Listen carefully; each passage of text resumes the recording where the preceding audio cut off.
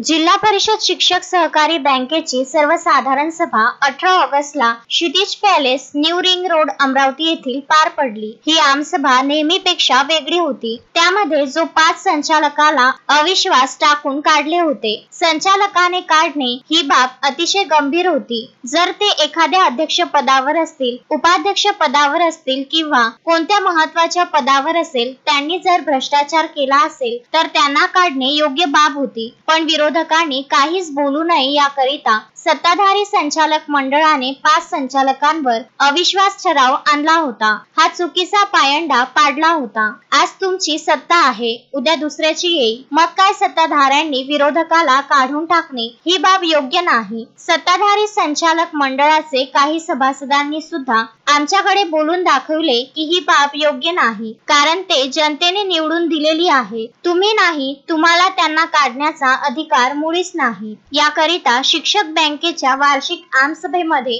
किरण पाटील, राज्य उपाध्यक्ष, अखिल महाराष्ट्र प्राथमिक शिक्षक संघ यांनी शिक्षक बँकेच्या आमसभेमध्ये 5 संचालकांवर अविश्वास ठराव रद्द करण्याचा प्रस्ताव मांडला। त्याला अनुमोदन DR जामनिक, सरचिटणीस, अखिल महाराष्ट्र प्राथमिक शिक्षक संघ दर्यापूर यांनी दिले। तर याला आमसभेतील अमरावती जिल्ह्यातील अखिल महाराष्ट्र शिक्षक संघ व मित्र पक्षांनी व बाहेरील आलेल्या सर्व सभासदांनी 5 संचालकांवरील अविश्वास मोठ्या आवाजाने ठराव रद्द करण्यासाठी हात वर करून मान्यता दिली। याकरिता अमरावती जिल्ह्यातून आलेल्या तमाम शिक्षक मंडळींचे अखिल महाराष्ट्र प्राथमिक शिक्षक संघ जिल्हा अमरावतीच्या वतीने आभार मानले। गजानन देशमुख, विदर्भ न्यूज, दर्यापूर।